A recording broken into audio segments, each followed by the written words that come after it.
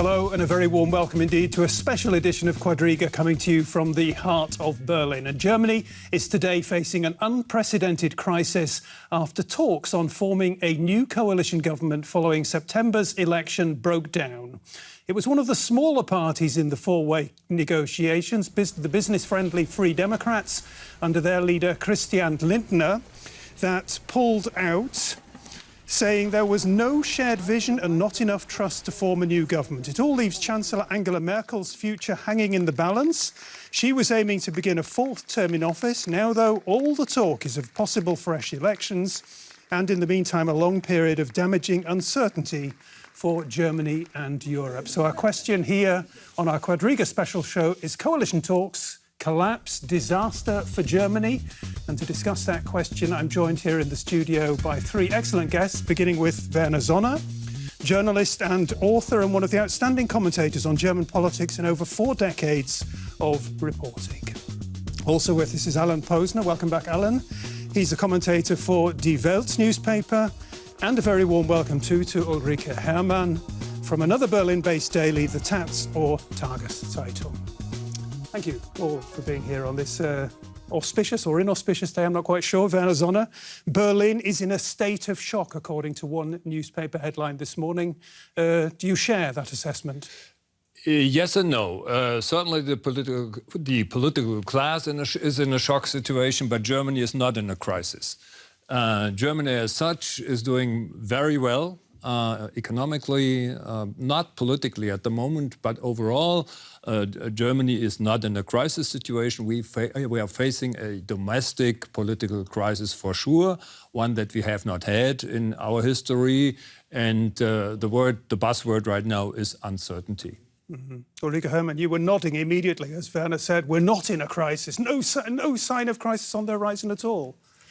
Well, no, because Angela Merkel, our Chancellor, is still in charge. And whatever will happen, she will, that's my prognosis, remain the Chancellor.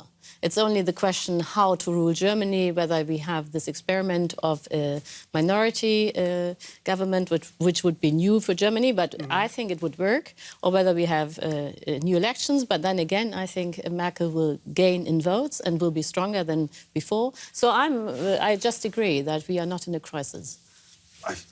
This surprises me immensely, I must say. You know, most German commentators this past week have been asked the question, will the talks be broken off at any stage leading to fresh elections or whatever the next scenario is going to be? We're going to have to talk about that. They've all said, no, it's not going to happen. And then you guys are sitting here and saying it's the most normal thing in the world. We didn't say that. No, we didn't. We just... No, it is not normal. But, you know, just as you said in this film at the beginning, the problem were the Liberals. They are a very small party, and indeed, they are not fit to rule because they didn't have enough people who were fit for government. They didn't have a program that would have worked, and they didn't have enough technical knowledge in order to be part of the government. So we don't have a general crisis. What we have is a Liberal Party that's not fit to rule. OK, I'll give you another opportunity very shortly to talk the Liberals down. We'll see who's going to talk them up from the other side. Alan, first of all, though, your assessment, where are we today? Well, I want to come back to what you said about we're sitting here saying, oh, there's what crisis?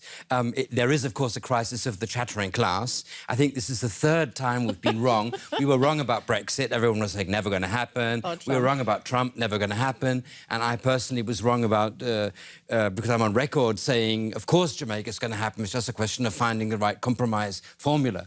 And the question is really, why did the Liberals pull out? And it's not...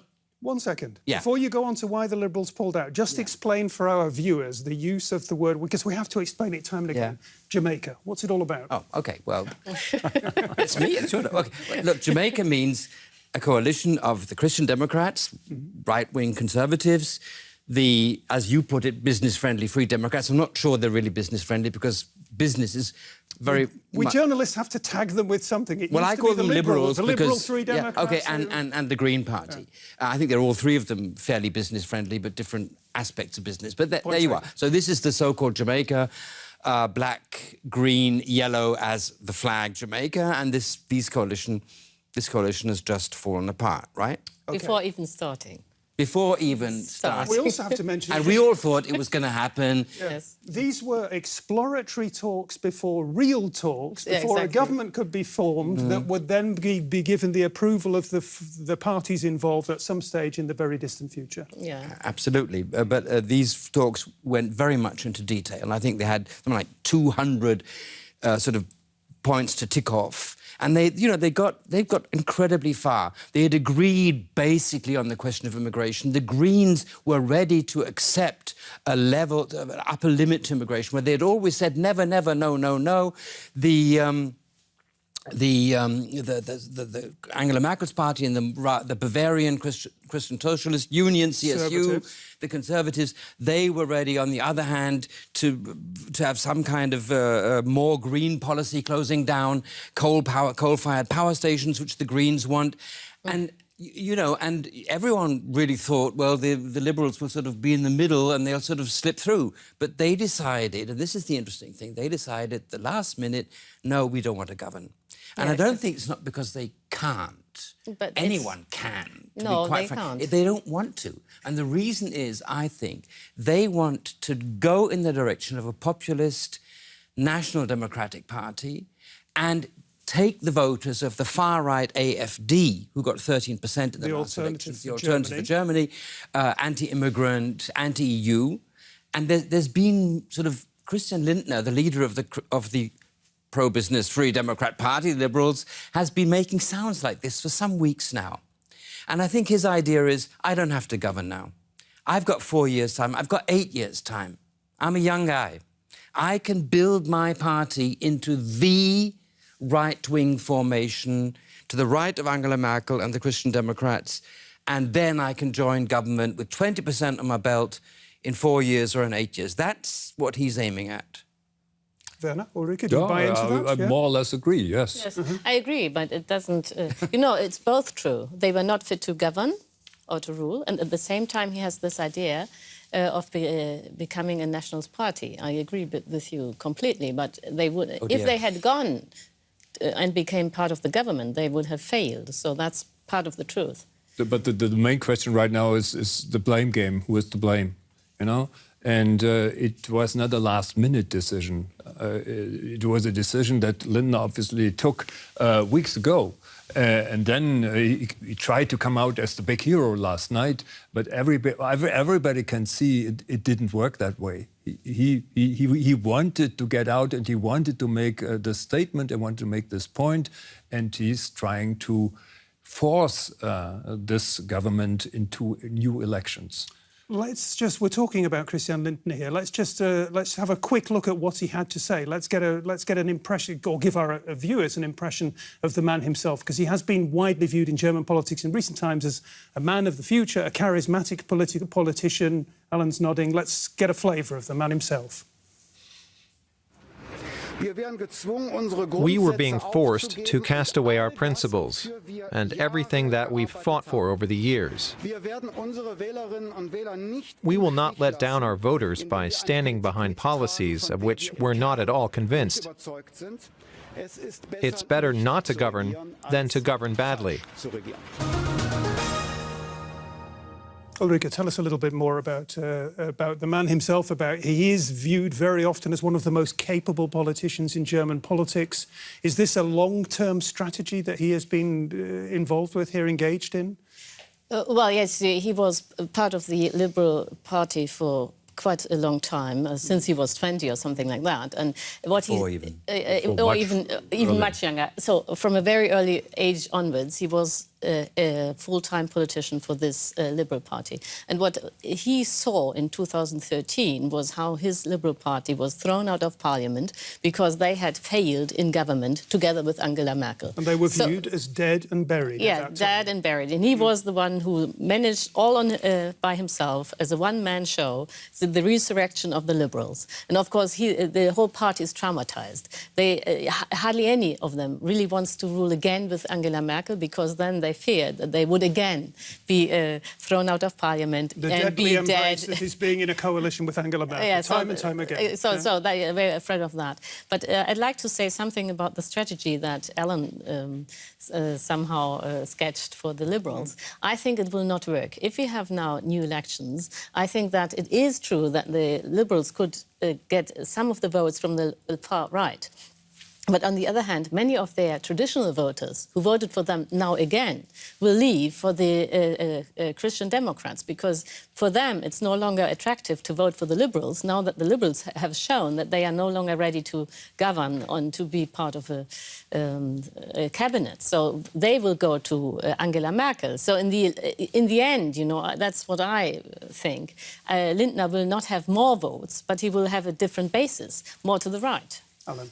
No. I don't see it that way. I mean, I agree totally with your characterization of Lindner, and he is an incredibly charismatic guy. Meet him.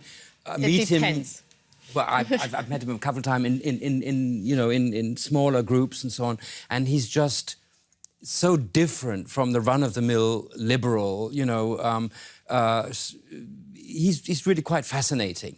And, you know, he's the kind of person you'd invite for dinner and have a really good time with. I wouldn't want him to run the country. But will he lose votes? No, because the people who voted for the traditional Free Democrat voter wants lower taxes. That's basically everything else they don't care about as long as taxes go down. And he's promising that. And so none of the other parties want to lower taxes, so they'll go with that. And then, on the other hand, with his Eurosceptic stance and with his sceptical stance towards the Greens and towards more green energy and so on, and towards immigration, he will get a big slice of the far-right vote. So it could pay off for him. It's all interesting stuff. Werner. Yeah, but the much more interesting question is where will the CDU will go? Mm-hmm. What will happen to them? Mm-hmm. Will the voters still support Angela Merkel? Mm-hmm. And where will the CDU end up in fresh elections? That is the crucial question today, not where the FDP is going. Yeah. OK, Ulrike, up next. Let's just listen to what Angela Merkel had to say after the collapse of the coalition talks. Here we go. Angela Merkel, German Chancellor. We've seen and heard a lot during these talks. There were very different styles of negotiating. In all sympathy, the Greens took some getting used to. The Free Democrats were resolute. But we believe that we were on the right path to securing an agreement.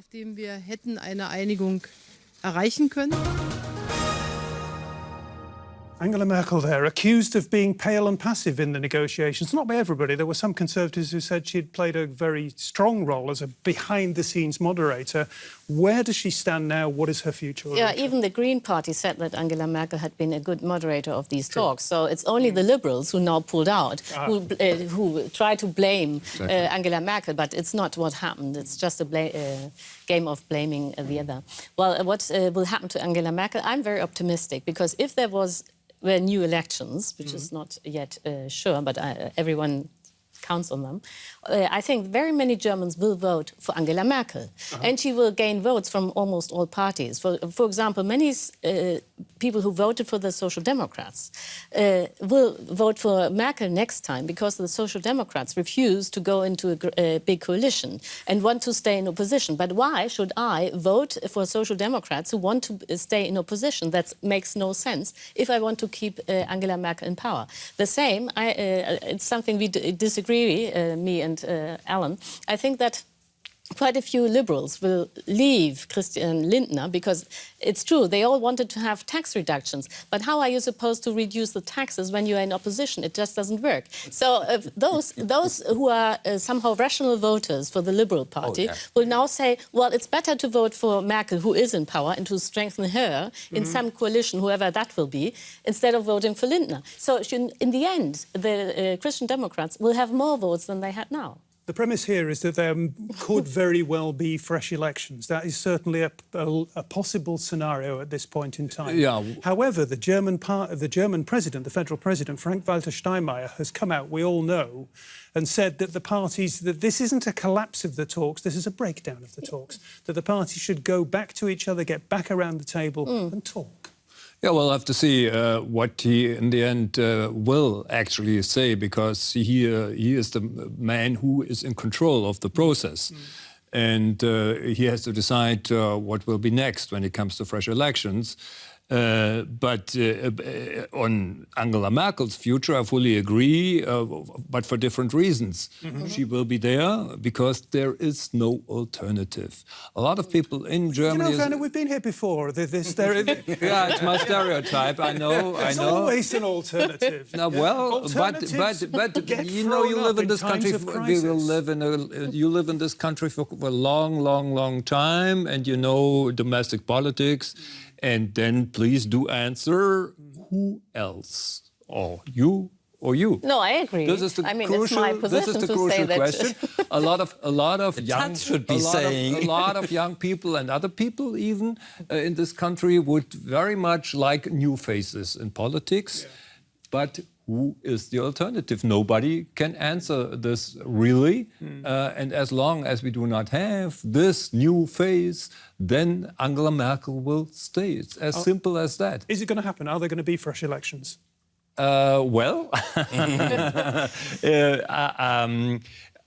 Today is the day of uncertainty. We cannot predict this. I'm absolutely sure. The Social Democrats said today they confirmed they will not go into a grand coalition. Okay, so that's off the table. And they want new elections. That's what they said today.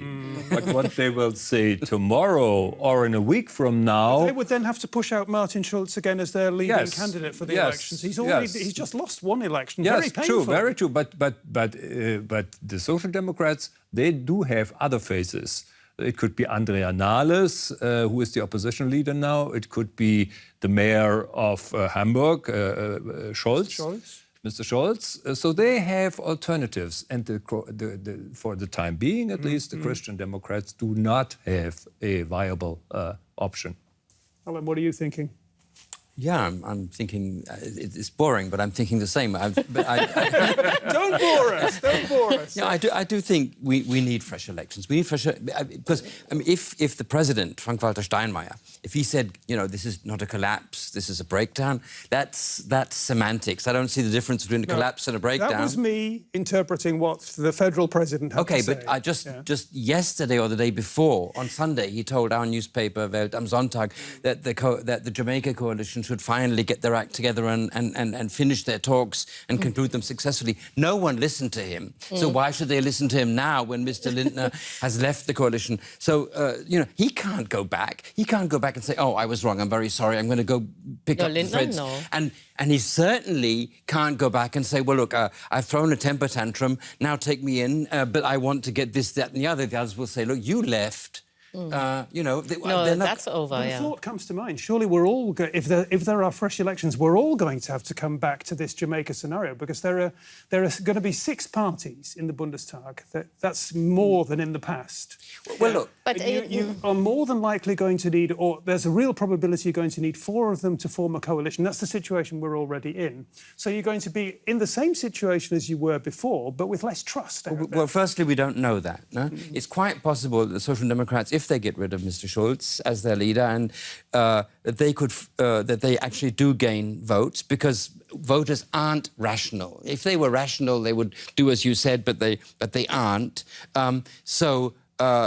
They might see themselves in a position to form a 3-way coalition with the ex-communist left-wing party, with the Greens. That's always been on the table as a possibility. But they don't have a majority. You don't know what's going to happen after the next election. There could be, I mean, if Christian Lindner comes back with, you know, 12, 13, 14%, he could start dictating terms from quite a different position.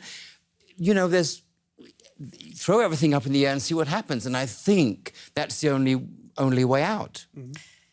Well, I think that many now, due to this very long period of debating a Jamaica coalition with Greens and Christian Democrats and Liberals, I think many Germans are now somehow adapted to the idea that there might be a coalition of the Green Party and the Christian Democrats. And I think that very many people now, after this long talk about Jamaica, feel quite comfortable with this idea. And it could be that if there was a new election, people actively voted for, as we call it, black-green. Yeah, I fully agree. That's good. Wishful thinking. No, a lot of people, you have to understand, it's quite simple. A lot of people around Angela Merkel are, it's almost in their DNA that they want a black-green coalition for many years. Mm-hmm. Exactly.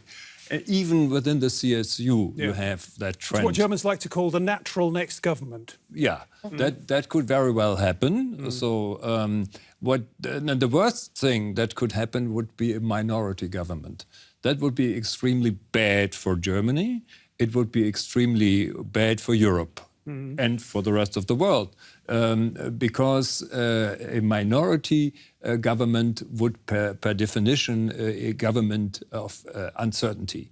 And this is what Europe cannot stand right now. And therefore, that would be the worst thing that could happen, and I'm pretty sure it will not happen. There's a real danger that we're going to leave Monsieur Macron out in the cold. He's come out and he's said we want to lead Europe with Germany in the tandem that was so familiar to us until recent times. He wants to take Europe into a stronger and more ambitious future. And Germany is saying, oh, well, we are trying to form a government and having difficulties. I mean, he came out even last night with that kind of a statement. He called Angela Merkel, that's what we hear, even last night, or during the night, actually, early in the morning, actually, and to make sure that she will not form a minority government, because that would be very bad for France, for his ambitions concerning Europe. And this, as I said, that would be the worst scenario that could happen, and I don't think it will happen. I mean, where champagne corks must be popping all morning is in Moscow, of course, because the one thing that Moscow wants is to have Europe divided and incapable of acting, and this is exactly what we're having. We're having Brexit talks. They're on hold now as long as Germany doesn't have a government. We've got this terrible division within Europe between East and West, between the Visegrad states of Eastern Europe, who are anti-immigration, anti-neoliberalism, and basically anti-any sort of liberalism, and with the Western European states. We've got all these things that need resolving, and there's no leadership from Germany, and no leadership for maybe 4 or 5 months. So this is, I mean, Putin must be saying, how could I be so lucky? I get Trump in America, now I've got no government in Germany. Britain is basically a government on hold. It's all going according to plan. No, but he can't cash on that. I mean, what does he have? Perhaps, you know, Europe is trying to find itself, but Putin doesn't have any advantage from that. The European Union is in disarray, surely. Yeah, but I mean, that might be. I don't really agree. But anyway, that doesn't help him. Oh, of course it helps him. All he can say is Europe is in disarray. He can pursue his destabilization program in Ukraine, for instance, which, make no mistake about it, is designed to reintegrate Ukraine into the empire. And and Angela Merkel has been the person who stopped him from doing that. But, you know, I think that whatever result the German elections would have had or could have had, you know, this Ukraine problem would never have been attacked anyway by the Europeans. You know, they are already resigned to the idea that it will go to Russia. We're running out of time, I'm afraid, so I'd like to ask each of you to tell me what the best-case scenario is from this point in time. Werner. I think fresh elections are unavoidable. And the outcome that you would view as the best-case scenario then? My gut feeling tells me it will be a black-green coalition. That's my gut feeling. Interesting. I must say I didn't come into the show feeling that was Germany's future. Maybe I'm beginning to be convinced by the prospect. Alan? I also think that we need fresh elections, and I would actually quite welcome it if the Free Democrats could gain a whole lot more votes and then form a black-yellow coalition, a centre-right coalition, thus leaving a strong centre-left opposition of the Greens and the Reds. What you might call back to the future, yeah, a little bit. Well, yeah. I hope not back, because that was the last black-yellow coalition was a catastrophe. But Lindner's a different prospect. He could swing it. Ulrike? Well, this is an option, but then we would have racists in government because, as you said, Lindner wants to become very nationalistic, racist, or even racist. So I do not think that a yellow-black government with a Lindner who has turned nationalistic would be a very nice option. I don't think we can conclude this show by calling Lindner a racist. No, absolutely I think this is taking it too far. I'm glad you picked up on it. Yeah, but he wants to. Okay, it's a bit far, but he wants to pick those who vote for AfD, and many of them are racist. Okay, we'll have to leave it there on a note of controversy. Thank you very much for joining us. A special edition of Quadriga talking about the collapse of German coalition talks. Let's see what comes next. Bye-bye. Tschüss.